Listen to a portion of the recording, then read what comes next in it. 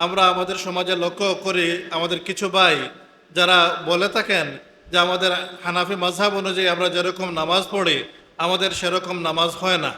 বলেন না কেউ কেউ? এরকম কেউ কেউ বলে থাকেন।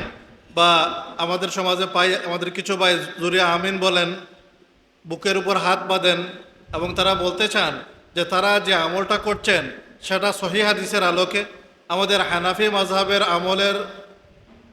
মাযহাবের অনুসারে আমরা যে আমল করি সেই আমলের পক্ষে সহিহ কোনো হাদিস নাই বা কোনো বর্ণনা নাই। আমরা আজকে যে আলোচনা করব এই আলোচনার মাধ্যমে আমরা এটা দেখাবো যে আমরা যে পদ্ধতিতে নামাজ পড়ি আমাদের নামাজের প্রত্যেক পদ্ধতির পক্ষে সহিহ হাদিস আছে, সিত্তার মধ্যে হাদিস আছে। আর আমরা যেহেতু নামাজের পদ্ধতি আলোচনা করব সেহেতু একই সাথে আমাদের নামাজের পদ্ধতিগুলো আবার আলোচনা হয়ে যাবে। আমরা নামাজের অনেক পদ্ধতি জানি, নামাজ আমরা পড়ি, কিন্তু নামাজের সকল পদ্ধতি যথাযথভাবে সুন্দরভাবে পড়ার ক্ষেত্রে অনেক সময় আমরা খেয়াল দেই না। তাড়াহুড়ার কারণে, দুনিয়ার ব্যস্ততার কারণে অনেক সময় আমরা নামাজ এমনভাবে নামাজ পড়ে নেই যাতে নামাজের প্রত্যেকটা রুকুনের হক ঠিক মতো আদায় হয় না। তো আমরা যেহেতু নামাজের পদ্ধতি নিয়ে আলোচনা করব, এই আলোচনার মাধ্যমে আমাদের নামাজের পদ্ধতি নামাজের মধ্যে কোন বিষয়টা কিভাবে আদায় করতে হয় সে সম্পর্কেও আমাদের আলোচনা হয়ে যাবে। নামাজের পদ্ধতিটা আমাদের আবার পুনরালোচনা হয়ে যাবে, যার মাধ্যমে আমরা চাইলে একটু খেয়াল করলে পরবর্তীতে আমাদের নামাজকে আমরা সুন্দরভাবে আদায় করতে পারবো ইনশাআল্লাহ।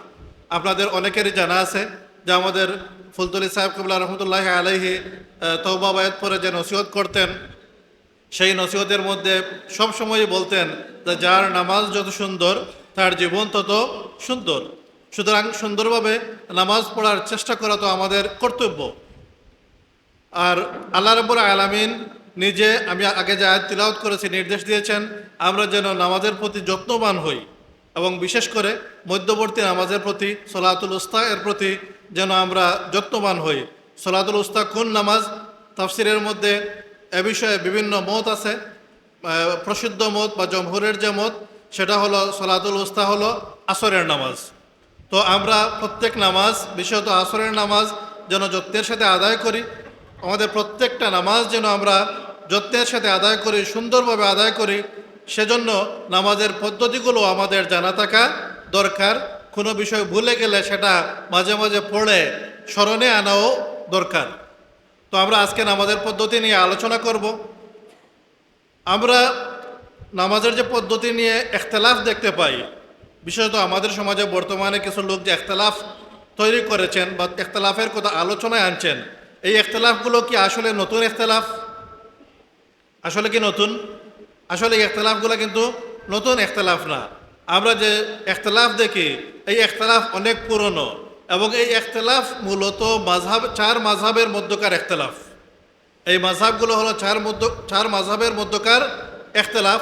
আমরা যেভাবে আমল করি আমাদের মাযহাব অনুযায়ী, আমাদের মাযহাবের পক্ষে যেমন দলিল আছে, ঠিক তেমনি অন্য মাযহাব যেভাবে আমল করেন, হানাফি, শাফিঈ, মালিকি, হাম্বলি, বাকি তিন মাযহাব যেভাবে আমল করেন তাদের আমলের পক্ষেও দলিল আছে। মানে চার মাযহাবের কোনো মাযহাবেরই আমল দলিল ছাড়া নয়, হাদিসের বাইরে নয়, রাসূল পাক সাল্লাল্লাহু আলাইহি সাল্লামের নির্দেশনার বাইরে নয়। এ কারণে চার মাযহাবের কোনো মাযহাব অন্য মাযহাবকে বাতিল বলেন না। অর্থাৎ হানাফি মাযহাব অন্য তিন মাযহাবকে বাতিল বলেন না, শাফি মাযহাব তাদের মাযহাব ছাড়া অন্য মাযহাবকে বাতিল বলেন না, মালিকি মাযহাব তাদের মাযহাব ছাড়া অন্য মাযহাবকে বাতিল বলেন না, হাম্বলি মাযহাব তাদের মাযহাব ছাড়া অন্য মাযহাবকে বাতিল বলেন না। অর্থাৎ প্রত্যেক মাযহাবের মতে অন্য মাযহাব যেগুলো সেগুলোও কি সঠিক, অন্য মাযহাবের আমল যেগুলো সেগুলোও সঠিক। তাহলে ইখতিলাফ কেন? ইখতিলাফ হলো উত্তমতার বিষয় নিয়ে। ইখতিলাফ হলো উত্তমতার বিষয় নিয়ে। চার মাযহাবের মধ্যে যেসব ইখতিলাফ আছে বেশিরভাগ ইখতিলাফ উত্তমতার বিষয়ে। মানে তাদের এক মাযহাবের মতে এই আমলটা উত্তম, অন্য মাযহাবের মতে ওই আমলটা উত্তম। মৌলিকভাবে নামাজের মাসলা যদি আসি, আমরা চার মাযহাবের মধ্যে ফরজ ওয়াজিবের ক্ষেত্রে এক দুইটা বিষয় ছাড়া বড় কোনো ইখতিলাফ পাই না। কিসের ক্ষেত্রে? ফরজ ওয়াজিবের ক্ষেত্রে। এক দুইটা মাসলার ক্ষেত্রে হয়তো ফরজ ওয়াজিবের ক্ষেত্রে আমরা ইখতিলাফ পাই, নতুবা ফরজ ওয়াজিবের মধ্যে আমরা কোনো ইখতিলাফ পাই না। বেশিরভাগ ইখতিলাফ হলো সুন্নাত মুস্তাহাবের ক্ষেত্রে, এবং বেশিরভাগ ইখতিলাফ এমন যে এই ইখতিলাফের বিপরীত আমল করলে কোনো মাযহাব অনুযায়ী নামাজ নষ্ট হয় না। নামাজ কি হয় না? নষ্ট হয় না। কিন্তু আমাদের লামাযহাবী ভাইগণ যারা নিজেদেরকে আহলে হাদিস দাবি করেন, তারা এমনভাবে বক্তব্য উপস্থাপন করেন যে তাদের বক্তব্যে মনে হয় যে আমরা যেভাবে নামাজ পড়ি তাদের সাথে ইখতিলাফের কারণে আমাদের নামাজ যেন হচ্ছেই না। কিন্তু মূল বিষয়টা এরকম না। কোনো ইমামই ছোটোখাটো ইখতিলাফের কারণে নামাজ হবে না এমন কোনো ফতোয়া দেন নাই। আবার কোনো ইমামই অন্য মাযহাবের আমলকে বাতিল বলেন নাই। আহলে সুন্নাত ওয়াল জামাতের আকীদা হলো চার মাযহাবই হক, চার মাযহাবই হক, চার মাযহাবের আমলই সঠিক। হ্যাঁ, যে ব্যক্তি যে মাযহাবের অনুসরণ করবেন তাকে সকল মাসআলায় ওই মাযহাবের অনুসরণ করতে হবে। আবার এক্ষেত্রে লামাযহাবীগণ যে সকল ইমামদের অনুসরণ করেন তারাও সকলে একমত যে যে এলাকায় যে মাযহাব প্রচলিত আছে সেই এলাকায় অন্য মাযহাবের আমল চালু করার চেষ্টা করা ফিতনা। মানে যে এলাকায় যে মাযহাব প্রচলিত আছে ওই এলাকায় অন্য মাযহাব চালু করা বা অন্য মাযহাবের আমলের প্রচলন করার চেষ্টা করা, সেটা কি? ফিতনা। তো সুতরাং আমাদের লামাযহাবী ভাইয়েরা আমাদের এই হানাফি অধ্যুষিত অঞ্চলে ভিন্ন মাযহাবের যে আমল নিয়ে আসছেন সেগুলো মূলত কি? যে তাদের ইমামদের দৃষ্টিতেও এগুলো হলো ফিতনা। আল্লাহ রাব্বুল আলামিন এই সকল ফিতনা থেকে আমাদেরকে হেফাজত করুন, আমিন। তো তাদের আমল ফিতনা, যেহেতু তারা হানাফি মাযহাবের অধ্যুষিত এলাকায় অন্য মাযহাবের আমল নিয়ে আসছেন, যদি তারা অন্য মাযহাবের আমল নিয়ে আসতেন তাও অনেকটা মেনে নেওয়া যেত। কিন্তু তারা কিন্তু অন্য মাযহাবের আমলও, অন্য মাযহাবের কথাও কিন্তু বলছেন না। তারা বলছেন যে তারা কোনো মাযহাব অনুসরণ করেন না, তারা কোনো ব্যক্তির অনুসরণ করেন না, তারা অনুসরণ করেন কি? কোরআন সুন্নাহ। যে তারা কোরআন সুন্নাহ থেকে আমল করেন, তারা কোনো ব্যক্তির অনুসরণ করেন না, কোনো মাযহাবের অনুসরণ করেন না। এবং তারা বলেন মাযহাবের কোনো ব্যক্তির অনুসরণ করা, যেটাকে আমরা তাকলিদ বলি, শরীয়তের পরিভাষায়, ফিকহের পরিভাষায় যেটাকে তাকলিদ বলা হয়, তারা বলে থাকেন যে তাকলিদ হলো শিরিক। তাকলিদ শিরিক, মানে কোনো ব্যক্তির অনুসরণ করা হলো শিরিক। এই ব্যক্তি ইমাম আবু হানিফা হন, ইমাম শাফি হন, ইমাম মালিক হন, ইমাম আহমদ বিন হাম্বল হন, যে কেউ হন, তার অনুসরণ করা কি? শিরিক। কোনো ব্যক্তির অনুসরণ করা শিরিক। এই যে ছোট্ট একটা ফতোয়া তাকলিদ শিরিক, এই ছোট্ট একটা ফতোয়ার মাধ্যমে তারা কিন্তু অনেক বড় একটা বিষয়ের ঘোষণা দিয়ে থাকেন। কি সে ঘোষণা? যে এই ছোট্ট একটা ফতোয়া তাকলিদ শিরিক, মানে যারা কোনো ব্যক্তির অনুসরণ করেন, কোনো ইমামের অনুসরণ করেন, তারা সকলেই কি? মুশরিক। তাদের ফতোয়া অনুযায়ী যারা কোনো ব্যক্তির অনুসরণ করে তারা সকলেই মুশরিক। মানে এই ফতোয়ার মাধ্যমে তারা তাদের নিজেরা ছাড়া দুনিয়ার সকল মুসলমানকে মুশরিক ফতোয়া দিয়ে থাকেন। নাউযুবিল্লাহি মিন যালিক। তো এটা তাদের একটা বিভ্রান্তি। আর আরেকটা বিভ্রান্তি হলো, আগে যেটা বলতে চেয়েছিলাম, আরেকটা বিভ্রান্তি হলো যে তারা কোনো মাযহাবের অনুসরণ করেন না। যদি তারা কোনো মাযহাবের অনুসরণ করতেন তাদেরকে আমরা ভুল বলতাম না, কারণ আমরা অন্য কোনো মাযহাবকে কি বলি না? ভুল বলি না, বাতিল বলি না। তো তারা যখন দাবি করেন যে আমরা কোরআন সুন্নাহ থেকে আমল করব, আমরা কোনো ব্যক্তির অনুসরণ করব না, এই কথা যখন বলেন তখন আমরা তাদের বক্তব্যকে ভুল বলছি। কোরআন সুন্নাহর অনুসরণ করার দাবি করা ভুল না। আমরা কি কোরআন সুন্নাহর বাইরে অনুসরণ করি? আমরা যে মাযহাবের আমল করি এগুলা কি আসলে ব্যক্তি ইমাম আবু হানিফার নিজের বক্তব্য? এগুলা ইমাম আবু হানিফার নিজের ব্যক্তিগত বক্তব্য নয়। ইমাম আবু হানিফা এই ফতোয়া দিয়েছেন কোথা থেকে? কোরআন সুন্নাহ থেকে। সুতরাং ইমাম আবু হানিফার যে ফতোয়া সেটাও কোরআন সুন্নাহর বক্তব্য, এটা তার নিজের ব্যক্তিগত বক্তব্য নয়। তিনি যেটা ইজতিহাদ করেছেন সেই ইজতিহাদও তার নিজস্ব নীতি, মানে নিজস্ব চিন্তার আলোকে নয়, নিজের প্রবৃত্তির চিন্তার আলোকে নয়।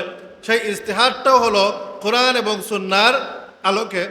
তিনি যে কিয়াস করেছেন, শুধু ইমাম আবু হানিফা না, অন্যান্য মাযহাবের ইমামগণ মুস্তাহিদগণ যে সকল কিয়াস করেছেন সে সকল কিয়াস তাদের নিজস্ব কোনো বক্তব্য না, নিজস্ব কোনো চিন্তাধারা না, মানে প্রবৃত্তির আলোকে কোনো চিন্তাধারা না, তাদের সেই চিন্তাধারাও হলো কোরআন সুন্নাহর আলোকে। তাদের সেই চিন্তাধারা তারা করেছেন কোরআন সুন্নাহর কোনো দলিলের ভিত্তিতে। সুতরাং ইমাম আবু হানিফা বলি আর ইমাম শাফিও বলি, ইমাম মালিক বা আহমদ বলি, কোনো ইমামে কোনো ফতোয়া দেন নাই কোরআন সুন্নাহর বাইরে। তারা যত ফতোয়া দিয়েছেন, যত মত ব্যক্ত করেছেন, সবগুলো ব্যক্ত করেছেন কিসের আলোকে? কোরআন সুন্নাহর আলোকে। সুতরাং তাদের বক্তব্য অনুসরণ মানে কোরআন সুন্নাহর অনুসরণ, তাদের মত মানা মানে কোরআন সুন্নাহর মত মানা। মাযহাব মানে কি? মত, অভিমত। ইমাম আবু হানিফা যে কোনো বিষয়ে যে মত দিয়েছেন সেটা হলো তার ইমাম আবু হানিফার মাযহাব। ইমাম শাফি কোনো বিষয়ে যে মত দিয়েছেন সেটা ইমাম শাফির মাযহাব। আর এই মতটা তারা দিয়েছেন কিসের আলোকে? কোরআন সুন্নাহর আলোকে। সুতরাং তাদের মাযহাব হলো কোরআন সুন্নাহর আলোকে গৃহীত মাযহাব। এটা কোনো ব্যক্তিগত ফতোয়া নয়। লামাযহাবিরা বলে থাকেন যে আমরা কোনো ব্যক্তির অনুসরণ করি না, কিন্তু এখানে তাদের একটা বড় বিভ্রান্তি হলো যে তারা বলেন আমরা কোনো ব্যক্তির অনুসরণ করি না, কিন্তু কোথায় কোথায় তারা বলেন, তাদের বক্তব্য শুনলে আপনারা দেখবেন যে তারা বলেন যে ইমাম ইবনে তাইমিয়া এরূপ বলেছেন, অথবা নাসিরউদ্দিন আলবানী এরূপ বলেছেন, অথবা আরও কোনো শায়েখের নাম বলবে যে তিনি এরূপ বলেছেন। এটা কি তার ব্যক্তির ফতোয়া না? এখন এ বিষয়ে তাদেরকে প্রশ্ন করলে তারা বলেন যে আমরা তাদের বক্তব্য অনুসরণ করছি না, তারা কোরআন সুন্নাহর আলোকে যে বক্তব্য দিয়েছেন সেটাই অনুসরণ করছি। তাহলে তাদের কথা যদি এই হয় যে তারা অন্য ব্যক্তির অনুসরণ করছেন যে তিনি কোরআন সুন্নাহর আলোকে ফতোয়া দিয়েছেন এ কারণে, তাহলে আমরা যে ইমাম আবু হানিফার অনুসরণ করি তিনি কোরআন সুন্নাহর আলোকে ফতোয়া দিয়েছেন এই কারণে, তাহলে আমাদের সেই অনুসরণ কিভাবে ভুল হয়ে যায়? আমাদের এই অনুসরণ কিভাবে ব্যক্তির অনুসরণ হয়ে যায়? বরঞ্চ আমরা যদি চিন্তা করি আমরা দেখব যে আমরা যাদেরকে অনুসরণ করছি তারা খায়রুল কুরুনের মানুষ ছিলেন, অথবা সেই যুগের কাছাকাছি সময়ের মানুষ ছিলেন। আর তারা যাদেরকে অনুসরণ করছেন তারা এমন যুগের মানুষদেরকে অনুসরণ করছেন যে যুগকে রাসূল পাক সাল্লাল্লাহু আলাইহি সাল্লাম ফিতনার যুগ বলেছেন। শেষ জামানার মানুষদেরকে অনুসরণ করছেন। ইবনে তাইমিয়া যদি ধরে তিনি আজ থেকে 700 বছর আগের মানুষ, আর ইমাম আবু হানিফা যদি হন তিনি আজ থেকে 1300 বছর আগের মানুষ। তাহলে আমরা আর ইমাম আবু হানিফার আরেকটা পরিচয় হলো তিনি কি ছিলেন? তাবেঈ। ইমাম আবু হানিফা রহমতুল্লাহ আলাইহি তাবেঈ ছিলেন। আর তাবেঈ কোন যুগের মানুষ? খায়রুল কুরুনের মানুষ। রাসূল পাক সাল্লাল্লাহু আলাইহি সাল্লাম যে যুগকে কি বলেছেন? উত্তম যুগ বলেছেন। খায়রুল কুরুনি কারনি সুম্মাল্লাযীনা ইয়ালুনহুম সুম্মাল্লাযীনা ইয়ালুনহুম। রাসূল পাক সাল্লাল্লাহু আলাইহি ওয়াসাল্লাম ইরশাদ করেছেন সর্বোত্তম যুগ হলো আমার যুগ, এরপর এর পরবর্তী যুগ মানে সাহাবায়ে কেরামের যুগ, এরপর এর পরবর্তী যুগ মানে তাবেঈগণের যুগ। তো এই তিন যুগকে রাসূল পাক সাল্লাল্লাহু আলাইহি ওয়াসাল্লাম উত্তম যুগ বলেছেন। আর এই উত্তম যুগের মানুষ ছিলেন ইমাম আবু হানিফা রহমতুল্লাহি আলাইহি। আমরা ইমাম আবু হানিফার অনুসরণ করি মানে আমরা উত্তম যুগের মানুষদের অনুসরণ করি। তো আমরা ইমাম আবু হানিফা রহমতুল্লাহি আলাইহির অনুসরণ করি। আমরা আগে বলেছি যে আমরা ইমাম আবু হানিফার যে অনুসরণ করি এটা ব্যক্তি আবু হানিফার অনুসরণ করি না, বরং তিনি কোরআন সুন্নাহর আলোকে যে মত দিয়েছেন আমরা তার সেই মতের অনুসরণ করি। আমরা সামনে যখন নামাজের পদ্ধতি আলোচনা করব আমরা দেখব যে নামাজের পদ্ধতিতে যতটা বিষয় এসেছে কোনো বিষয়ে ইমাম আবু হানিফা তার নিজস্ব বক্তব্য দেন নাই, বরং তিনি বক্তব্য দিয়েছেন কিসের আলোকে? হাদিসে নববীর আলোকে, অথবা কোরআনের আলোকে, অথবা একাধিক হাদিসের আলোকে, কখনো কখনো কোরআন এবং হাদিসের আলোকে সমন্বয়ে। আমরা যে নামাজ পড়ি নামাজের মধ্যে আমরা প্রথমে কি করি? আমরা তাকবীরে তাহরিমা বলে নামাজ শুরু করি। এর আগে আমরা নিয়ত করি। নিয়ত নামাজের মধ্যে যে নিয়ত করি, নিয়তের মধ্যে আমরা নাওয়াইতু নুসাল্লি আলিল্লাহি তাআলা এরকম উচ্চারণ করি। এরকম নিয়ত মুখে উচ্চারণ করা মুস্তাহাব। নিয়ত ফরজ, কিন্তু মুখে উচ্চারণ করা কি না? ফরজ না, মুস্তাহাব। আমরা যে মুখে উচ্চারণ করি এটা মুস্তাহাব। যদি কেউ মুখে উচ্চারণ নাও করেন, মনে মনে তার নিয়তে থাকে যে আমি এখন জোহরের 4 রাকাত ফরজ নামাজে দাঁড়াচ্ছি কিবলামুখী হয়ে, তাহলে তার অন্তরের এই নিয়তি যথেষ্ট হবে, অসুবিধা নাই। সেই নিয়তটা হলো ফরজ, মুখে উচ্চারণ মুস্তাহাব। তো আমরা নিয়ত করে তাকবীরে তাহরিমা বলে নামাজ শুরু করি। আমরা তাকবীরে তাহরিমা বলে নামাজ শুরু করি। হাদিস শরীফের মধ্যে আছে যে রাসূল পাক সাল্লাল্লাহু আলাইহি সাল্লাম তাকবীরে তাহরিমা বলে কি করতেন? নামাজ শুরু করতেন। আমি লক্ষ্য করছি এখানে অনেকের কাছে এক নজরে নবী করিম সাল্লাল্লাহু আলাইহি সাল্লামের নামাজ এই বইটি আছে। এই বইয়ের মধ্যে 7 পৃষ্ঠার মধ্যে আছে। এখান থেকে নামাজের পদ্ধতির আলোচনা শুরু হয়েছে। এখানে আছে যে রাসূল পাক সাল্লাল্লাহু আলাইহি সাল্লাম তাকবীরে তাহরিমা বলে নামাজ শুরু করতেন। তিনি এরশাদ করেছেন যে ইজা কুমতা ইলাস সালাতি ফাসবিগিল ওযুআ সুম্মা ইস্তাকবিলিল কিবলাতা ফাকাব্বির। যে যখন তুমি নামাজের উদ্দেশ্যে দাঁড়াবে, উত্তম রূপে অজু করবে, মানে যখন নামাজের উদ্দেশ্যে দাঁড়ানোর ইচ্ছা করবে তখন উত্তম রূপে অজু করবে, এরপর কিবলামুখী হবে, এরপর তাকবীর বলবে। এই হাদিস বুখারী এবং মুসলিমের মধ্যে আছে। এরপরের হাদিসের মধ্যে আছে যে রাসূল পাক সাল্লাল্লাহু আলাইহি সাল্লাম যখন নামাজে দাঁড়াতেন, কিবলামুখী হতেন, উভয় হাত উত্তোলন করতেন আর বলতেন আল্লাহু আকবার। এই হাদিসে অতিরিক্ত আছে যে রাসূল পাক সাল্লাল্লাহু আলাইহি সাল্লাম যখন নামাজে দাঁড়াতেন কিবলামুখী হতেন আর কি হাত উত্তোলন করতেন আর বলতেন আল্লাহু আকবার। হাত উত্তোলন কোন পর্যন্ত করতে হবে এই বিষয় নিয়ে ইখতিলাফ আসে। আমরা উভয় হাত কোন বরাবর তুলে বৃদ্ধাঙ্গুলি কানের লতি বরাবর উত্তোলন করে। আমাদের কিছু ভাই দাবি করেন বা অন্য মাযহাবেও আছে যে হাত উত্তোলন করা কোন বরাবর? কাঁধ বরাবর। এখন আমরা দেখি যে আমাদের হানাফি মাযহাবে যে কান বরাবর বৃদ্ধাঙ্গুলি উত্তোলনের কথা বলা হয়, এটা বেশি হাদিস ভিত্তিক না কাঁধ বরাবর হাত উত্তোলনের বর্ণনা বেশি হাদিস ভিত্তিক? আমরা এই বিষয়টা যখন আলোচনা করতে যাব তখন আমরা দেখব যে হাত উত্তোলনের বিষয়ে হাদিস শরীফে 3 ধরনের বর্ণনা রয়েছে। কয় ধরনের? হাদিস শরীফে হাত উত্তোলনের বিষয়ে 3 ধরনের বর্ণনা রয়েছে। এক বর্ণনার মধ্যে আছে যে রাসূল পাক সাল্লাল্লাহু আলাইহি ওয়াসাল্লাম কান বরাবর হাত উত্তোলন করতেন। কান বরাবর হাত উত্তোলন করতেন।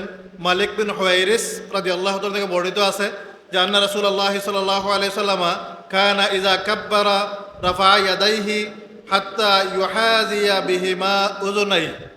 যে রাসূল পাক সাল্লাল্লাহু আলাইহি ওয়াসাল্লাম যখন তাকবীর বলতেন তখন উভয় হাত মুবারক উত্তোলন করতেন এবং এই সময় উভয় হাত কান বরাবর হতো। তাহলে এই হাদিসের মধ্যে আমরা পেলাম যে রাসূল পাক সাল্লাল্লাহু আলাইহি ওয়াসাল্লাম হাত উত্তোলন করতেন কোন বরাবর? কান বরাবর। এই বর্ণনা সহিহ মুসলিমের মধ্যে আছে, মুসলিম শরীফের মধ্যে আছে। মুসলিম শরীফের অন্য বর্ণনার মধ্যে আছে যে রাসূল পাক সাল্লাল্লাহু আলাইহি ওয়াসাল্লাম হাত মুবারক উত্তোলন করতেন হাত্তা ইউহাযিয়া বিহিমা ফুরুআ উযুনাইহি। তখন উভয় হাত কি হতো? কানের লতি বরাবর হতো। কানের লতি বরাবর। আগের হাদিসে পেয়েছি কান বরাবর, পরের হাদিসে পেয়েছি কানের লতি বরাবর। অন্য হাদিস বুখারী শরীফে আছে। এই হাদিসের মধ্যে আছে যে রাসূল পাক সাল্লাল্লাহু আলাইহি সাল্লাম হাত উত্তোলন করতেন কাঁধ বরাবর। কানা ইয়ারফাউ ইয়াদাইহি হাযওয়া মানকিবাইহি ইযা ইফতাতাহা আস-সালাহ। যে রাসূল পাক সাল্লাল্লাহু আলাইহি সাল্লাম যখন নামাজ শুরু করতেন তখন কাঁধ বরাবর হাত উত্তোলন করতেন। আমরা কয় ধরনের বর্ণনা পেলাম? এক হাদিসের মধ্যে আছে কান বরাবর, দ্বিতীয় হাদিসের মধ্যে আছে কানের লতি বরাবর, তৃতীয় হাদিসের মধ্যে আছে কাঁধ বরাবর। এখানে আমাদের হানাফি মাযহাবের ফতোয়া হলো যে নামাজে তাকবীরে তাহরিমার সময় হাত এমনভাবে উত্তোলন করতে হবে যাতে হাতের বৃদ্ধাঙ্গুলি কানের লতি বরাবর থাকে। বৃদ্ধাঙ্গুলি কানের, যখন বৃদ্ধাঙ্গুলি কানের লতি বরাবর হবে তখন বাকি আঙ্গুলগুলো কোন বরাবর? কান বরাবর। হাতের নিচের অংশ একসাথে কয়টা হাদিসের উপর আমল হচ্ছে? আর শুধু কাঁধ বরাবর হাত উত্তোলন যদি বলি আমরা তখন একসাথে কয়টা হাদিসের উপর আমল হচ্ছে? তাহলে কোন মাযহাবে হাদিসের উপর বেশি আমল হচ্ছে বা বেশি হাদিসের উপর আমল হচ্ছে? হানাফি মাযহাবের উপর। তো এভাবে আমরা প্রত্যেক মাসালায় যদি আমরা অন্বেষণ করি, খোঁজ করি, দেখব যে আমাদের মাযহাবে একাধিক হাদিসের সমন্বয়ে কি হচ্ছে? আমল হচ্ছে। লামাযহাবী ভাইয়েরা এমনভাবে কথা বলেন মনে হয় যেন আমাদের আমলটা হাদিস তো দূরে, মানে হাদিসের অনুযায়ী তো হচ্ছে না, বরং আমাদের নামাজই হচ্ছে না, তাদের বক্তব্য এরকম। কিন্তু দেখেন শুরুতে, নামাজের শুরুতে যে বিষয় নিয়ে ইখতিলাফ, হাত উত্তোলন করা, সেখানে তাদের আমল হচ্ছে এক হাদিসের উপর, আমাদের আমল একসাথে হচ্ছে 3 হাদিসের উপর। তাহলে আমরা হাদিসের উপর বেশি আমল করছি না তারা করছেন? আমাদের মাসাবে হাদিসের উপর বেশি আমল হচ্ছে। এখানে হানাফি মাযহাবে নারী এবং পুরুষের হাত ওঠানোর মধ্যে পার্থক্য আছে। আমরা পুরুষরা হাত উত্তোলন করব এমনভাবে যেন বৃদ্ধাঙ্গুলি কানের লতি বরাবর হয়, আর নারীদের ক্ষেত্রে হাত উত্তোলন করা হলো কাঁধ বরাবর।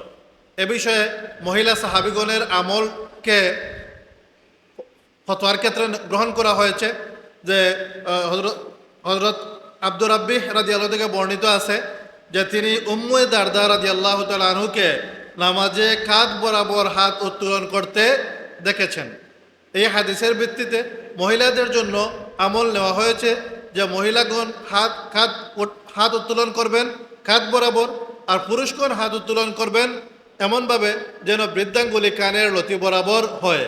এরকম হলে একই সাথে 3টা হাদিসের উপর আমল হয়ে যায়।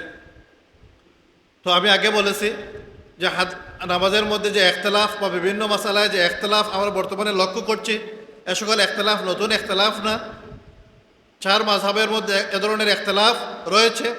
সুতরাং প্রত্যেক মাযহাব তার নিজ নিজ মাযহাব অনুযায়ী, প্রত্যেক মাযহাবের অনুসারী তার নিজ নিজ মাযহাব অনুযায়ী আমল করবেন। আমরা হানাফি যারা আছি, আমরা আমাদের হানাফি মাযহাব অনুযায়ী আমল করব। শাফি যারা আছেন তারা তাদের শাফি মাযহাব অনুযায়ী আমল করবেন। মালিকি যারা আছেন তাদের মালিকি মাযহাব অনুযায়ী আমল করবেন। হাম্বলি যারা আছেন তাদের হাম্বলি মাযহাব অনুযায়ী আমল করবেন। এতে কোনো অসুবিধা নাই। প্রত্যেক মাযহাব যেভাবে নিজ নিজ মাযহাব অনুযায়ী আমল করবেন সেটাই তাদের জন্য যথেষ্ট হবে। আর আহলে হাদিস যারা দাবি করেন মাযহাবকে বাদ দিয়ে, তারা যদিও আহলে হাদিস বলেন, হাদিসের অনুসরণের কথা বলেন, কিন্তু বাস্তবে তারা যখন হাদিসের অনুসরণের নামে আলাদাভাবে আমল করতে যান সেটা কিন্তু আরেকটা মাযহাব হয়ে যায়। সেটা শেখ ইবনে তাইমিয়ার মাযহাবও হোক, অথবা নাসিরউদ্দিন আলবানীর হোক, অথবা যিনি আমল করছেন তার ব্যক্তিগত হোক, সেটা আরেক মাযহাব হয়ে যায়। তখন 4 মাযহাবের বাইরে আরেক মাযহাব আবশ্যক হয়ে পড়ে। আর আহলে সুন্নাত ওয়াল জামাতের ইমামগণের মতে 4 মাযহাবের বাইরে অন্য কোনো মাযহাবের অনুসরণ করা গুমরাহি। ইজমা হলো 4 মাযহাবের বাইরে অন্য মাযহাবের অনুসরণ করা গুমরাহি। এ কারণে আমরা লামাযহাবীদেরকে কি বলি? গুমরা বলি। তারা কি অস্বীকার করেন? ইজমা অস্বীকার করেন। ইজমা অস্বীকার করা হলো গুমরাহি। আমরা নামাজে তাকবীরে তাহরিমার পর কি করি? হাত বাঁধি। তাকবীরে তাহরিমার সময় এখানে আরেকটা বিষয়, আমরা যখন তাকবীরে তাহরিমার সময় হাত উত্তোলন করি তখন হাতের আঙ্গুলগুলো খোলা রাখতে হয়। রাসূল পাক সাল্লাল্লাহু আলাইহি সাল্লাম তার আঙ্গুল মুবারকগুলো খোলা রাখতেন, ছড়িয়ে রাখতেন। আমরা যখন হাত উত্তোলন করব তখন আঙ্গুলগুলোকে একসাথে মেলাবো না, বরং স্বাভাবিকভাবে আমরা আঙ্গুলগুলোকে ছড়িয়ে রাখবো। রাসূল পাক সাল্লাল্লাহু আলাইহি সাল্লাম ছড়িয়ে রাখতেন। হাদিস শরীফের মধ্যে আছে, কানা রাসূলুল্লাহ সাল্লাল্লাহু আলাইহি সাল্লাম ইযা কাব্বারা লিস-সালাতি নাশারা আসাবিআহু, যে রাসূল পাক সাল্লাল্লাহু আলাইহি সাল্লাম যখন নামাজের জন্য তাকবীরে তাহরিমা বলতেন তখন তার আঙ্গুলগুলো ছড়িয়ে রাখতেন, খোলা রাখতেন। এরপর তাকবীরে তাহরিমা বলে আমরা হাত বাঁধি। কীভাবে বাঁধি? আমরা বাম হাতের উপর ডান হাত কবজির মধ্যে বাঁধি আর নাভির নিচে রাখি। হাত বেঁধে নাভির নিচে রাখি। এ বিষয়ে আমরা হাদিস শরীফের মধ্যে যে বর্ণনা পাই, যে আবু দাউদ শরীফের মধ্যে বর্ণনা আছে, হযরত ওয়াইল ইবনে হুজর রাদিয়াল্লাহু থেকে বর্ণিত, যে তিনি বলেন যে লা আনজুরান্না ইলা সালাতি রাসূলিল্লাহি সাল্লাল্লাহু আলাইহি ওয়াসাল্লাম। হযরত ওয়াইল ইবনে হুজর রাসূল পাক সাল্লাল্লাহু আলাইহি ওয়াসাল্লামের দরবারে আসলেন। তিনি দরবারে এসে রাসূল পাক সাল্লাল্লাহু আলাইহি ওয়াসাল্লাম কীভাবে নামাজ পড়েন সেটা দেখতে চাইলেন। তিনি বলছেন যে লা আনজুরান্না ইলা সালাতি রাসূলিল্লাহি সাল্লাল্লাহু আলাইহি ওয়াসাল্লাম কাইফা ইউসাল্লি, যে আমি দেখব যে রাসূল পাক সাল্লাল্লাহু আলাইহি ওয়াসাল্লাম কীভাবে নামাজ পড়েন। তিনি নামাজ শিখতে চান। তিনি বলছেন যে আমি দেখব যে রাসূল পাক সাল্লাল্লাহু আলাইহি ওয়াসাল্লাম কীভাবে নামাজ পড়েন। ফাকামা রাসূলুল্লাহ সাল্লাল্লাহু আলাইহি ওয়াসাল্লাম, আমি দেখলাম রাসূল পাক সাল্লাল্লাহু আলাইহি ওয়াসাল্লাম নামাজের জন্য দাঁড়ালেন। ফাস্তাকবাল আল কিবলা, কিবলামুখী হলেন। ফাকাব্বারা, তাকবীর বললেন। ফারাফা ইয়াদাইহি, হাত উত্তোলন করলেন। তাকবীরে তাহরিমার সময় হাত উত্তোলন করলেন। হাত্তা হাযাতা বিউযুনাই, তার হাত কান বরাবর হলো। সুম্মা আখাযা শিমালাহু বিয়ামিনিহি, অতঃপর তিনি বাম হাতকে ডান হাত দ্বারা আঁকড়ে ধরলেন। এই হাদিসের মধ্যে পেয়েছি আমরা যে রাসূল পাক সাল্লাল্লাহু আলাইহি সাল্লাম বাম হাত দ্বারা ডান হাত দ্বারা আখাযা শিমালাহু বিয়ামিনি, আখাযা শিমালাহু বিয়ামিনি, বাম হাত দ্বারা ডান হাতকে আঁকড়ে ধরলেন। এখানেও কিন্তু একাধিক বর্ণনা আছে, আমরা এই যে বর্ণনা পেলাম আবু দাউদ শরীফের মধ্যে যে রাসূল পাক সাল্লাল্লাহু আলাইহি সাল্লামকে রাসূল পাক সাল্লাল্লাহু আলাইহি সাল্লাম ডান হাত দ্বারা বাম হাত আঁকড়ে ধরলেন। অন্য বর্ণনা আছে বুখারী শরীফের মধ্যে, আবু দাউদ শরীফের মধ্যে, যে রাসূল পাক সাল্লাম কি করলেন, যে ওয়াদা ইয়াদাহুল ইউমনা আলা যাহরি কাফিহিল ইউসরা ওয়ার রুসগি ওয়াস সাঈদি, যে রাসূল পাক সাল্লাল্লাহু আলাইহি ওয়াসাল্লাম রাখলেন তার ইয়াদাহুল ইউমনা, ডান হাত, আলা যাহরে কাফিহিল ইউসরা, বাম হাতের পিঠের উপর, বাম হাতের তালুর উপর, বাম হাতের তালুর পিঠের উপর, বাম হাতের তালুর পিঠের উপর, ওয়ার রুসগি ওয়াস সাঈদি, এবং জোড়া, কবজি এবং জোড়ার মধ্যে। তো রাখলেন কোথায়? এই হাদিসের মধ্যে পেলাম যে বাম হাতের তালুর উপরিভাগ, বাম হাতের তালু, এ তো তালু, বাম হাতের তালুর উপরিভাগ, জোড়া, কবজি। তাইলে এই হাদিসের মধ্যে একসাথে এই জায়গায় বোঝাচ্ছে, আমরা জবাবাদী, বাম হাতের তালুর উপরিভাগ, জোড়া, কবজি এর মধ্যে রাখলেন। আগের হাদিসে পেয়েছি শুধুমাত্র যে ডান হাত দ্বারা বাম হাত ধরলেন। এই হাদিসের মধ্যে পেয়েছি যে বাম হাতের তালুর উপরিভাগ, কবজি এবং জোড়ার মধ্যে রাখলেন। আরেক হাদিসে আছে যে বুখারী শরীফের মধ্যে, যে কানান নাসু ইউমারুনা আন ইয়াদা'আর রাজুলু আল ইয়াদাল ইউমনা আলা যারাইহিল ইউসরা ফিস সালাত, মানুষদেরকে আদেশ দেওয়া হতো যেন তারা নামাজে বাম হাতের জারায়ের উপর ডান হাত রাখে। কি? বাম হাতের জারায়ের উপর যেন ডান হাত রাখে। এখন এই হাদিসের মধ্যে জারা শব্দ এসেছে। আগের যে হাদিস, দ্বিতীয় যে হাদিস বলেছি, দ্বিতীয় হাদিসের মধ্যে স্পষ্ট জায়গার বর্ণনা আছে। প্রথম হাদিসের মধ্যে স্পষ্ট জায়গার বর্ণনা নাই, বলা আছে যে বাম হাত, ডান হাত দ্বারা বাম হাত ধরলেন। দ্বিতীয় হাদিসে স্পষ্ট বর্ণনা আছে। তৃতীয় হাদিসের মধ্যে আছে যে বাম হাতের জেরায়ের উপর ডান হাত রাখলেন। এখন জেরা বলতে কি বোঝায়? অভিধানে জেরা বলতে কনুই থেকে কবজি পর্যন্ত অংশকে বোঝায়। হাতের কনুই থেকে কবজি পর্যন্ত অংশকে বলা হয় কি? জেরা। তাহলে এই হাদিসে পাওয়া যাচ্ছে যে মানুষদেরকে আদেশ দেওয়া হতো যেন জেরায়ের উপর কি রাখেন? হাত রাখেন। আমাদের হানাফি মাযহাব অনুযায়ী আমরা যেভাবে হাত রাখি, আমরা দ্বিতীয় হাদিসের পরিপূর্ণ বর্ণনার উপর আমল করি, যে বাম হাতের তালুর উপরিভাগের উপর হাতের তালু রাখি, ডান হাতের তালু রাখি, জোড়ার মধ্যে আমরা 2 আঙ্গুল দ্বারা আঁকড়ে ধরি, বাকি 3 আঙ্গুলকে আমরা হাতের জেরায়ের উপর রাখি। এই অংশটা কি জেরার মধ্যে নয়? জেরার মধ্যে। তাহলে আমরা এখানে কয় ধরনের হাদিসের উপর একসাথে আমল করতেছি? 3 ধরনের হাদিসের উপর একসাথে আমরা আমল করছি। তাহলে আমাদের মাযহাবে হাদিসের উপর বেশি আমল করা হচ্ছে নাকি কম? যারা জেরার কথা বলে শুধু এভাবে হাত পা দেন, তাদের কয়টা হাদিসের উপর আমল হচ্ছে? আর আমরা যখন এভাবে হাত পা দিই তখন কয়টা হাদিসের উপর আমল হচ্ছে?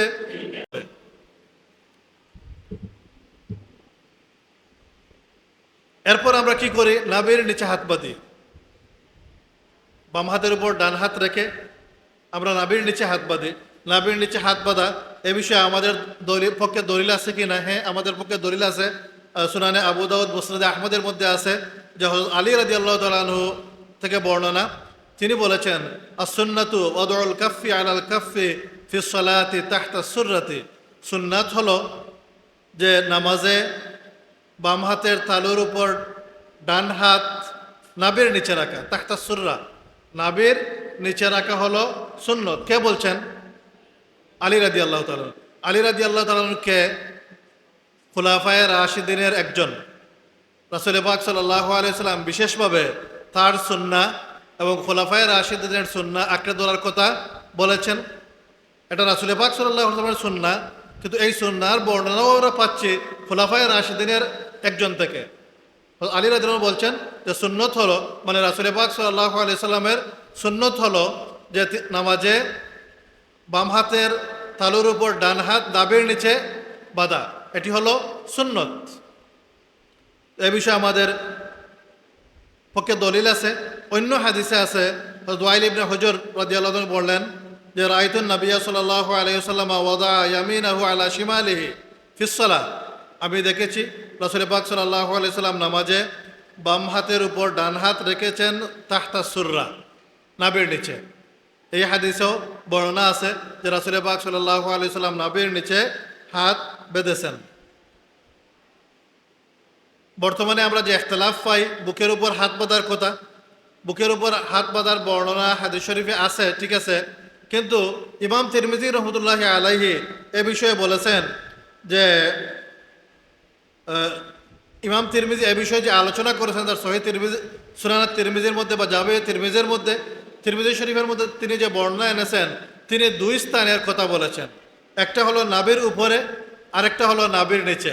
তিনি বুকের উপর হাত বাঁধার কোনো বর্ণনা আনেননি, এবং তিনি বলেছেন যে আহলে ইলম, সাহাবায়ে কেরাম, তাবেইন এবং পরবর্তীদের আমল হলো যে তারা হাত বাঁধতেন বাম হাতের উপর, ডান হাত। আর ইখতিলাফ আছে নাভির উপরে বাঁধা না নিচের বাঁধা, নিচে বাঁধা। তিনি তৃতীয় কোনো মত, মানে বুকের উপর বাঁধার বর্ণনাই কি করেন নাই, উল্লেখ করেন নাই। তিনি দুটি বর্ণনা এনেছেন যে ইখতিলাফ আছে নাভির নিচে বাঁধা নিয়ে কিংবা উপরে বাঁধা নিয়ে। একদল কি করতেন, নাভির উপর বাঁধতেন, আর একদল নাভির নিচে বাঁধতেন। এর দুটা বিষয়ে কি আছে, আহলে ইলমের নিকট দু পদ্ধতির অবকাশ আছে। চাইলে নাভির উপরেও বাঁধা যেতে পারে, নাভির নিচেও বাঁধা যেতে পারে। আমাদের হানাফি মাযহাবের আমল হলো আমরা কোথায় বাঁধবো, নাভির নিচে। আমাদের এই মতের পক্ষে কিও আছে, দলিল আছে, হযরত আলী রাদিয়াল্লাহু থেকে বর্ণনা আছে, হযরত ওয়াইল ইবনে হুজর রাদিয়াল্লাহু থেকে বর্ণনা আছে। এরপর আমরা সানা পড়ি, সুবহানাকা আল্লাহুম্মা বিহামদিকা ওয়া তাবারাকা ইসমুকা ওয়া তাআলা জাদ্দুকা ওয়া লা ইলাহা গায়রুকা। হাদিস শরীফে একাধিক সানার বর্ণনা আছে। আমরা এই সানা পড়ি কারণ হলো কি, যে হযরত আয়েশা রাদিয়াল্লাহু থেকে বর্ণিত আছে যে রাসূল পাক সাল্লাল্লাহু আলাইহি সাল্লাম যখন নামাজ শুরু করতেন তখন পড়তেন সুবহানাকা আল্লাহুম্মা বিহামদিকা ওয়া তাবারাকা ইসমুকা ওয়া তাআলা জাদ্দুকা ওয়া লা ইলাহা গায়রুক। আবু সাঈদ খুদরি রাদিয়াল্লাহু থেকে এমন বর্ণনা আছে যে রাসূল পাক সাল্লাল্লাহু আলাইহি ওয়াসাল্লাম যখন নামাজ শুরু করতেন তখন পড়তেন সুবহানাকা আল্লাহুম্মা বিহামদিকা ওয়া তাবারাকা ইসমুকা ওয়া তাআলা জাদ্দুকা ওয়া লা ইলাহা গায়রুক। এটি নাসাই শরীফের মধ্যে আছে, ইবনে মাজার মধ্যে আছে, সহিহ ইবনে হিব্বানের মধ্যে আছে, মুসনাদে আহমদের মধ্যে আছে। সানা সম্পর্কে একাধিক বর্ণনা থাকা সত্ত্বেও আমরা কেন নির্দিষ্টভাবে এই সানা পড়ি, বা আমাদের মাযহাবে কেন এই সানা পড়ার কথা বলা হয়? এর কারণ হলো যে রাসূল পাক সাল্লাল্লাহু আলাইহি সাল্লাম ইরশাদ করেছেন, আল্লাহর কাছে সবচেয়ে প্রিয় বাক্য হলো সুবহানাকা আল্লাহুম্মা ওয়া বিহামদিকা ওয়া তাবারাকা ইসমুকা ওয়া তাআলা জাদ্দুকা ওয়া লা ইলাহা গায়রুক। সানার পর আমরা আস্তে আস্তে কি পড়ি, আউযু বিল্লাহি মিনাশ শাইতানির রাজিম, বিসমিল্লাহির রহমানির রহিম পড়ি। এ বিষয়ে বর্ণনা আছে সুনান দারুকুতনির মধ্যে যে রাআইতু উমর রাদিয়াল্লাহু তাআলা, আসওয়াদ ইবনে ইয়াজিদ রাদিয়াল্লাহু বলেন যে রাআইতু উমর রাদিয়াল্লাহু তাআলা আনহু হিনা ইফতিদাস সালাত কাব্বারা, যে আমি উমর রাদিয়াল্লাহু দেখেছি তিনি যখন নামাজ শুরু করতেন তখন তাকবীর বলতেন, এরপর বলতেন সুবহানাকা আল্লাহুম্মা বিহামদিকা ওয়া তাবারাকা ইসমুকা ওয়া তাআলা জাদ্দুকা ওয়া লা ইলাহা গায়রুক। এরপর তিনি কি করতেন, তাআউযু পড়তেন, আউযু বিল্লাহি মিনাশ শাইতানির রাজিম পড়তেন। আউযু বিল্লাহি মিনাশ শাইতানির রাজিম পড়া সারার পর এরপর বিসমিল্লাহ পড়া। হযরত আনাস রাদিয়াল্লাহু থেকে বর্ণিত আছে যে তিনি বলেছেন যে সাল্লাইতু খালফা রাসূলিল্লাহি সাল্লাল্লাহু আলাইহি সাল্লাম ও আবু বকর ওয়া উমর ওয়া উসমান রাদিয়াল্লাহু আনহুম। আনাস রাদিয়াল্লাহু আনহু বলছেন যে আমি আবু বকর রাসূল পাক সাল্লাল্লাহু আলাইহি ওয়াসাল্লামের পিছনে নামাজ পড়েছি, আবু বকর রাদিয়াল্লাহু পিছনে নামাজ পড়েছি, ওমর রাদিয়াল্লাহু পিছনে নামাজ পড়েছি, উসমান রাদিয়াল্লাহু তাআলা আনহুর পিছনে নামাজ পড়েছি, কিন্তু তারা কেউই উচ্চস্বরে বিসমিল্লাহ বলতেন না। ফালাম আসমা আহাদাম মিনহুম ইয়াজহারু বিবিসমিল্লাহির রহমানির রহিম, আমি তাদের কাউকে উচ্চস্বরে বিসমিল্লাহ পড়তে শুনিনি। মানে তারা বিসমিল্লাহ পড়তেন নিম্নস্বরে, আউযুল্লাহ পড়তেন নিম্নস্বরে।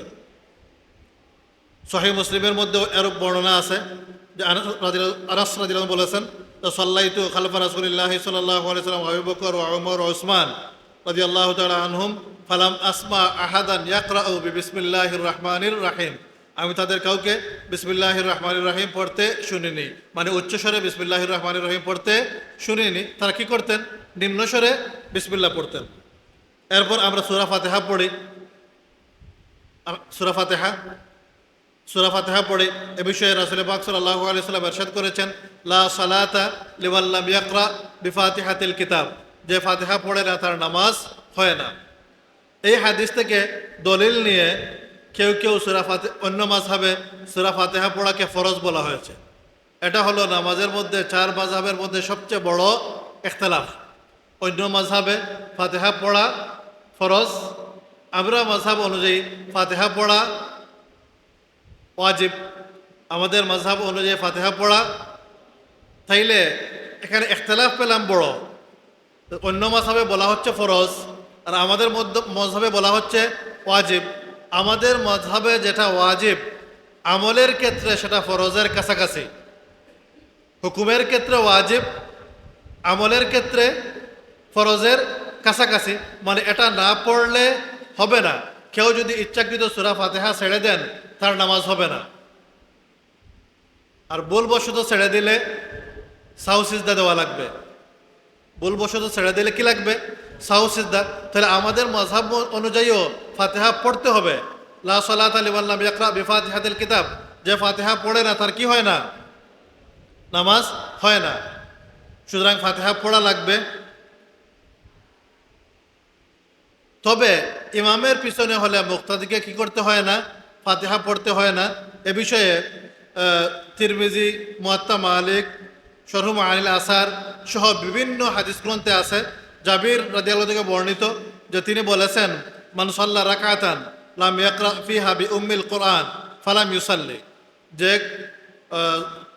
যে ব্যক্তি নামাজ পড়ে আর তাতে সূরা ফাতিহা পড়ে না, তার নামাজ হয় না। সেজন্য কি করলো না? নামাজ পড়লো না।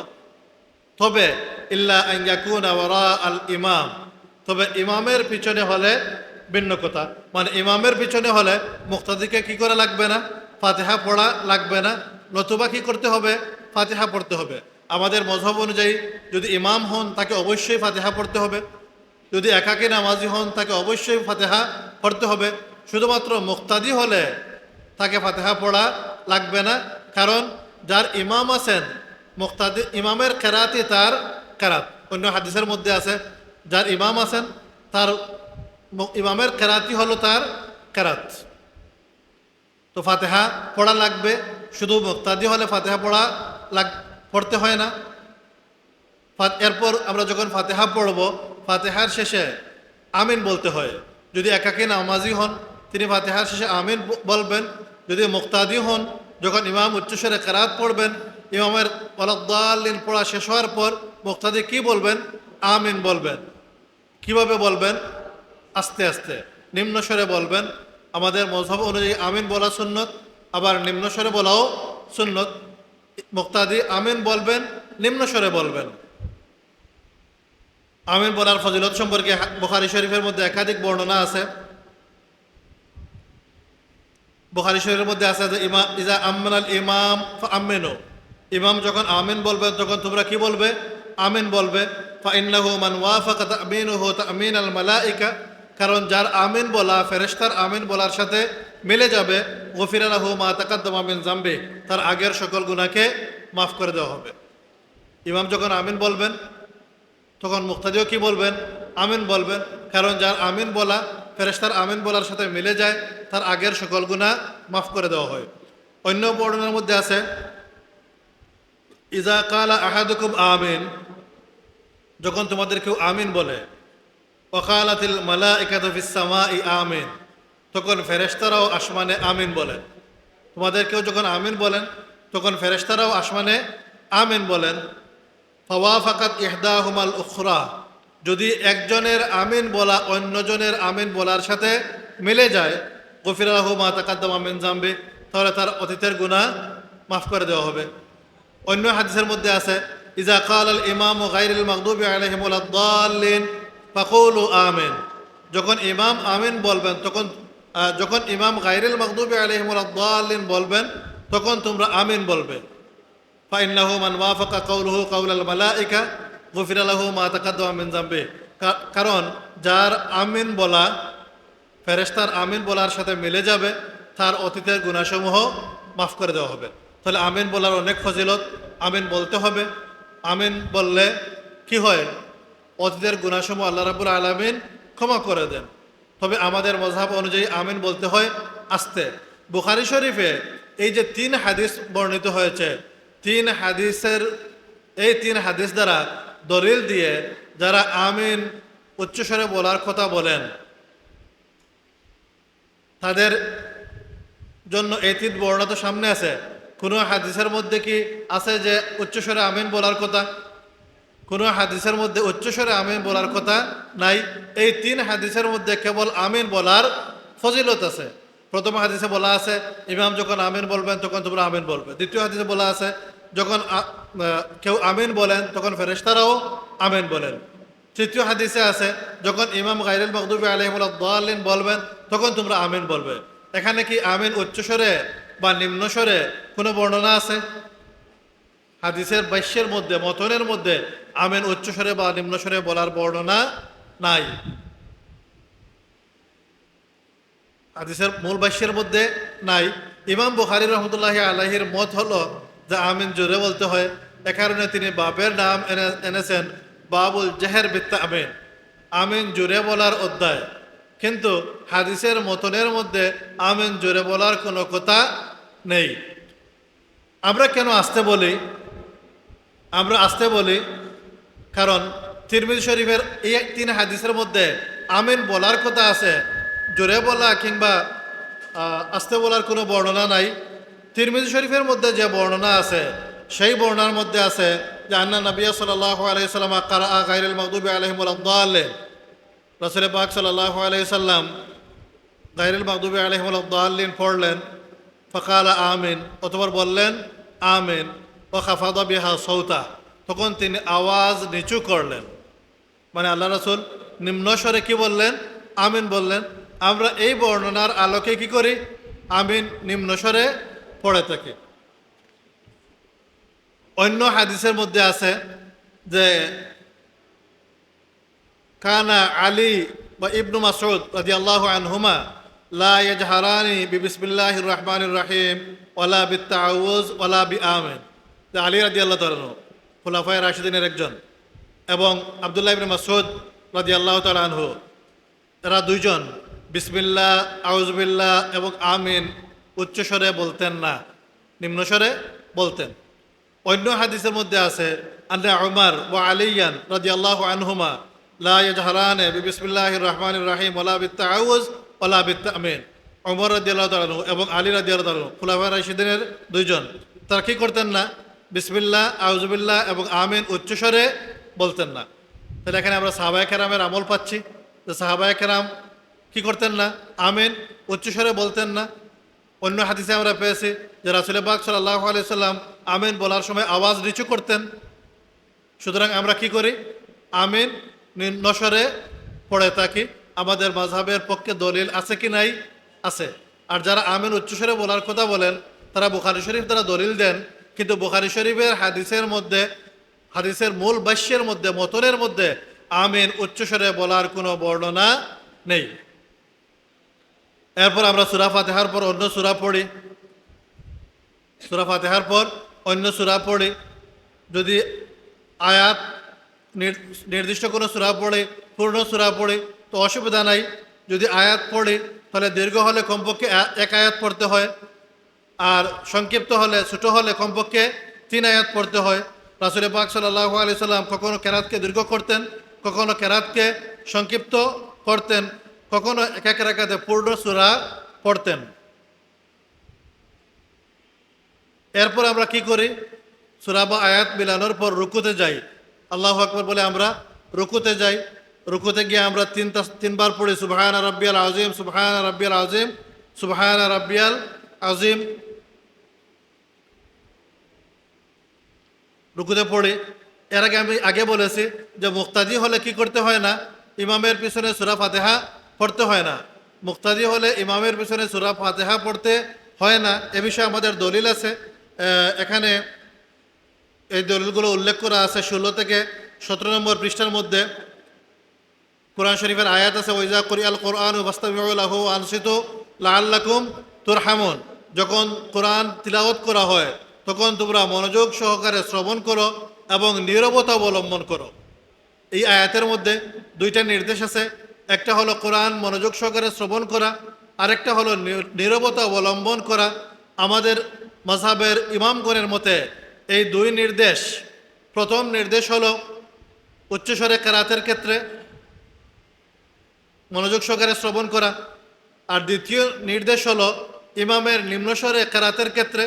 ইমাম যখন নিম্নস্বরে কেরাত পড়বেন তখন আমরা কি করব? নীরবতা অবলম্বন করব। তখন আমরা ইমামের পিছনে সূরা ফাতিহা বা কেরাত পড়ব না। আর অন্য হাদিসে আছে ইন্নামা জয়লাল ইমামু লিউতাম্মা বিহি। এই হাদিস ইবনে মাজাহ আবু দাউদের মধ্যে আছে। ইন্নামা জয়লাল ইমামু লিউতাম্মা বিহি, ইমামকে নির্ধারণ করা হয় তাকে অনুসরণ করার জন্য। ফাইজা কাব্বারা ফাকাব্বিরু, ইমাম যখন তাকবীর বলবেন তখন তোমরা তাকবীর বলবে। ও ইজা কারাআ ফানসিতু, আর যখন ইমাম কেরাত পড়বেন তখন তোমরা নীরব থাকবে। মানে ইমাম যখন পড়বেন তখন তোমরা নীরব থাকবে।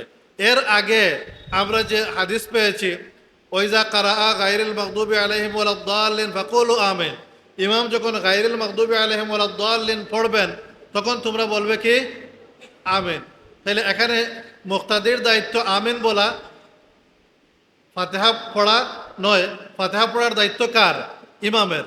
ইজা কারা আল ইমামু গায়রিল মাগদুবি আলাইহিম ওয়ালাদ-দাল্লিন, ইমাম যখন গায়রিল মাগদুবি আলাইহিম ওয়ালাদ-দাল্লিন পড়বেন মানে ফাতিহা পড়ে শেষ করবেন তখন তোমরা বলবে আমিন। ইমামের দায়িত্ব ফাতিহা পড়া, মুক্তাদির দায়িত্ব আমিন বলা। আর এই হাদিসে পেলাম যে ইজা কাব্বারা ফাকাব্বিরু, ইমাম যখন তাকবীর বলবেন তখন তাকবীর বলবে, আর যখন ইমাম কেরাত পড়বেন তখন নীরব থাকবে। তাহলে ইমামের পেছনে মুক্তাদিকে নীরব থাকতে হয়। সূরা ফাতিহা বা অন্য কেরাত মুক্তাদির জন্য পড়া আমাদের মাযহাব অনুযায়ী নিষিদ্ধ। অন্য হাদিস আগে আমি বলেছি যে মান কানা লাহু ইমামুন ফাকারাআতুহু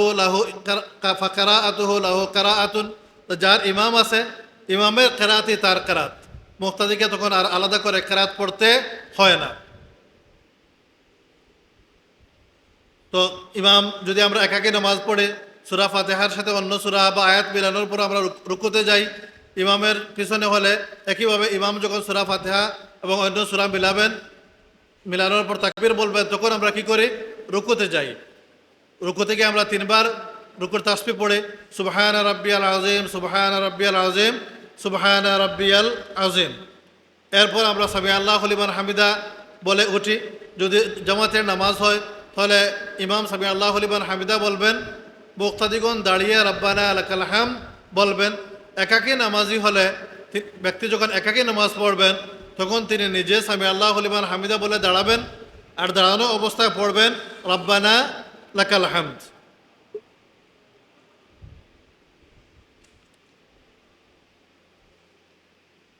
এখানে আমরা অন্য মাযহাবে রুকুতে যাওয়া এবং রুকু থেকে ওঠার সময়ও কী করতে দেখি? হাত উত্তোলন করতে দেখি। বা লামাযহাবী যারা আহলে হাদিস যারা নিজেদেরকে দাবি করেন তারাও রুকুতে যেতে এবং রুকু থেকে উঠতে কী করেন? হাত ওঠান।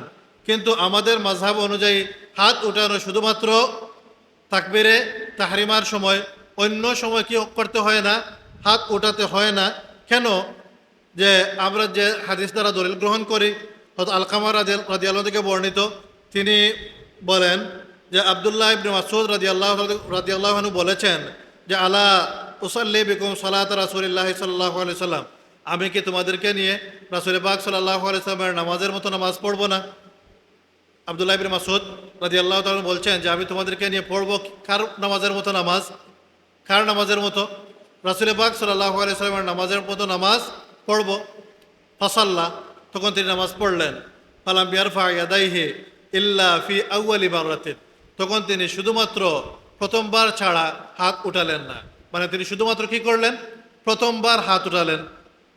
তিনি প্রথমবার হাত উঠালেন। আর এই নামাজটা কার নামাজের মতো নামাজ? রাসূল পাক সাল্লাল্লাহু আলাইহি সাল্লামের নামাজের মতো নামাজ। এই বর্ণনা থেকে আমরা পাই যে রাসূল পাক সাল্লাল্লাহু আলাইহি সাল্লাম প্রথমবার ছাড়া কি করতেন না? হাত উঠাতেন না। অন্য হাদিসের মধ্যে আব্দুল্লাহ ইবনে মাসউদ রাদিয়াল্লাহু থেকে বর্ণিত আছে যে ফালাম বিয়ারফা ইয়াদাইহি ইল্লা মাররাতান ওয়াহিদা, তিনি কেবল একবার কি করলেন? হাত উঠালেন। অন্য বর্ণনায় আছে যে তিনি ফারাফা ইয়াদাইহি ফি আউয়ালি মাররা ওয়া ক্বালা বা'দুহুম ফি মাররাতান ওয়াহিদা, যে তিনি একবার হাত উঠালেন অথবা শুধু প্রথমবার হাত উঠালেন। অন্য বর্ণনায় আছে বাররা ইবনে আযিব রাদিয়াল্লাহু থেকে বর্ণিত যে আন্না রাসূলুল্লাহ সাল্লাল্লাহু আলাইহি সাল্লাম কানা ইযা ইফতাতাহা আস-সালাহ, রাসূল পাক সাল্লাল্লাহু আলাইহি সাল্লাম যখন নামাজ শুরু করলেন, রাফা ইয়াদাইহি, তখন হাত উত্তোলন করলেন, ইলা কারিবিম মিন উযুনাইহি, কানের কাছাকাছি, মানে কানের কাছে বরাবর হাত উত্তোলন করলেন। সুম্মা লা ইয়াউদ, অতঃপর তিনি আর এরূপ করলেন না, মানে হাত উত্তোলন আর করলেন না, শুধুমাত্র করলেন প্রথমবার। অন্য বর্ণনায় আছে, মুসলিম শরীফের বর্ণনা, তো জাবির ইবনে সামুরা রাদিয়াল্লাহু থেকে বর্ণিত যে তিনি বলেন, খারজা আলাইনা রাসূলুল্লাহ সাল্লাল্লাহু আলাইহি সাল্লাম, রাসূলুল্লাহ সাল্লাল্লাহু আলাইহি সাল্লাম আমাদের উদ্দেশ্যে বের হলেন। ফাকাল, অতঃপর বললেন, মালিয়া আরাকুম রাফিই আইদিকুম কাআন্নাহা আজনাবু খাইলিন শুমসিন। আল্লাহ রাসূল সাল্লাল্লাহু বের হলেন এবং আমাদের বললেন যে তোমাদেরকে কেন বারবার হাত উঠাতে দেখতেছি? চঞ্চল ঘোড়ার লেজের মতো তোমাদেরকে আমি বারবার কেন হাত উঠাতে দেখতেছি? মানে রাসূল পাক সাল্লাল্লাহু আলাইহি সাল্লামকে নামাজে বারবার হাত উঠাতে দেখলেন, দেখে বললেন যে আমি তোমাদেরকে কেন বারবার চঞ্চল ঘোড়ার মতো হাত উঠাতে দেখছি? উসকুনু ফিস সালাহ, যে তোমরা নামাজের মধ্যে কি করো? স্থিরতা অবলম্বন করো, বারবার হাত উত্তোলন করো না। তো এই হাদিস আমরা পেয়েছি যে রাসূল পাক সাল্লাল্লাহু আলাইহি সাল্লাম বারবার হাত উঠাতে কি করেছেন? নিষেধ করেছেন। তো আমরা যে বারবার হাত উঠাই না, এটা কেন? যে আমাদের পক্ষে দলিল আছে, রাসূল পাক সাল্লাল্লাহু আলাইহি সাল্লাম বারবার হাত উঠাতে নিষেধ করেছেন। অন্য বর্ণনায় আছে যে রাসূল পাক সাল্লাল্লাহু আলাইহি সাল্লাম নিজে শুধুমাত্র প্রথমবার হাত উঠিয়েছেন। আব্দুল্লাহ ইবনে মাসউদ রাদিয়াল্লাহু তাআলা আনহু রাসূল পাক সাল্লাল্লাহু আলাইহি সাল্লামের নামাজের মতো নামাজ পড়ে দেখিয়েছেন, সেখানে তিনি কেবলমাত্র প্রথমবার বা কেবলমাত্র একবার হাত উঠিয়েছেন। সুতরাং আমরা যে একবার হাত উঠাই, শুধুমাত্র তাকবীরে তাহরিমার সময় হাত উঠাই, এটা রাসূল পাক সাল্লাল্লাহু আলাইহি সাল্লামের আমল অনুযায়ী। হাদিস শরীফে একাধিকবার হাত উঠানোর বর্ণনাও আছে। রুকুতে যাওয়া এবং রুকু থেকে ওঠার সময় হাত তোলার বর্ণনাও আছে। শুধু এরকম না, বরং প্রত্যেক ওঠানামায় হাত উঠানোর বর্ণনাও আছে। অন্য মাযহাবের ইমামগণ বলে থাকেন যে 3 বার ছাড়া বাকি সববার হাত উঠানোর বর্ণনা মনসুখ। আর আমরা বলি যে শুধু প্রথমবার ছাড়া বাকি সববার হাত উঠানোর বর্ণনা মনসুখ। সুতরাং আমরা যে আমল করি, শুধুমাত্র প্রথমবার হাত উঠাই, আমাদের এই বর্ণনার পক্ষে দলিল আছে, রাসূল পাক সাল্লাল্লাহু আলাইহি ওয়াসাল্লামের আমল আছে, সাহাবায়ে কেরামের আমল আছে। তো আমরা প্রথমবার ছাড়া হাত উঠাই না। আর নামাজে সূরা ফাতিহার সাথে অন্য সূরা মিলানোর পর আমরা রুকুতে যাই, রুকুতে 3 বার তাসবিহ পাঠ করে রুকু থেকে সামি আল্লাহু লিমান হামিদা বলে দাঁড়িয়ে আমরা কি বলি? রব্বানা লাকাল হামদ। অন্য হাদিসে রব্বানা লাকাল হামদু হামদান কাসীরান তাইয়িবান মুবারাকান ফিহ বর্ণনা, দীর্ঘ দুয়ার বর্ণনা আছে। কিন্তু আমরা ফরজ নামাজে সংক্ষিপ্তভাবে কি করি? দোয়া পড়ি, রব্বানা লাকাল হামদ। এই বর্ণনা বুখারী শরীফের মধ্যে আছে। আর দীর্ঘ যে বর্ণনা, সেই বর্ণনাটা আমরা নফল নামাজের ক্ষেত্রে গ্রহণ করে থাকি। আমরা ফরজ নামাজে সংক্ষিপ্ত বর্ণনা গ্রহণ করি, নফল নামাজের ক্ষেত্রে দীর্ঘ বর্ণনা গ্রহণ করে থাকি। কারণ অন্য হাদিসে আছে যে রাসূল পাক সাল্লাল্লাহু আলাইহি ওয়াসাল্লাম রুকু থেকে ওঠার পর সংক্ষিপ্ত সময় দাঁড়াতেন। তো এ কারণে আমরা কি করি? এই সময় সংক্ষিপ্ত সময় দাঁড়াই সংক্ষিপ্ত দোয়া পড়ি, রাব্বানা লাকাল হামদ। এরপর আমরা আল্লাহু আকবার বলে সেজদা যাই। সেজদার মধ্যে আমরা 3 বার তাসবিহ পড়ি, সুবহানা রাব্বিয়াল আলা, সুবহানা রাব্বিয়াল আলা, সুবহানা রাব্বিয়াল আলা। যদি কেউ 3 বার তাসবিহ পড়েন তাহলে এটা পূর্ণাঙ্গ হয়। তাসবিহটা কি হয়? পূর্ণাঙ্গ হয়, কমপক্ষে 3 বার পড়তে হয়। আমরা যে সেজদায় যাই, সেজদার মধ্যে আমরা একই সাথে 60টি অঙ্গ রাখি। আমরা কি রাখি? সেজদার মধ্যে চেহারা রাখি, 2 হাতের তালু রাখি, 2 হাঁটু রাখি, 2 পা রাখি। একসাথে 60টি অঙ্গ সেজদার মধ্যে আমরা রাখি। এভাবে রাসূল পাক সাল্লাল্লাহু আলাইহি সাল্লাম সিজদা করতেন। তিরমিজি শরীফ, আবু দাউদ শরীফের বর্ণনার মধ্যে আছে, ইজা সাজাদাল আবদু সাজাদা মাহু সাবআতু আরাব, যে যখন কোনো বান্দা সেজদা করে তখন তার সাথে তার 60টি অঙ্গ সেজদা করে। এই 60টি অঙ্গ কি? ওয়াজহুহু, তার মুখমণ্ডল, কাফাহু, তার 2 হাতের তালু, রুকবাতাহু, তার 2 হাঁটু, ওয়াকাদামাহু, এবং তার 2 পা। আমরা যখন সেজদা থেকে উঠি তখন সেজদায় যখন যাই তখন আমরা সেজদাতে প্রথমে রাখি কি? হাঁটু, তারপর হাত, তারপর নাক, তারপর কপাল। ধারাবাহিকভাবে আমরা এভাবে রাখি। ওঠার সময় আমরা এর ব্যতিক্রম করি। প্রথমে আমরা উঠাই কপাল, তারপর নাক, তারপর হাত, তারপর হাঁটু।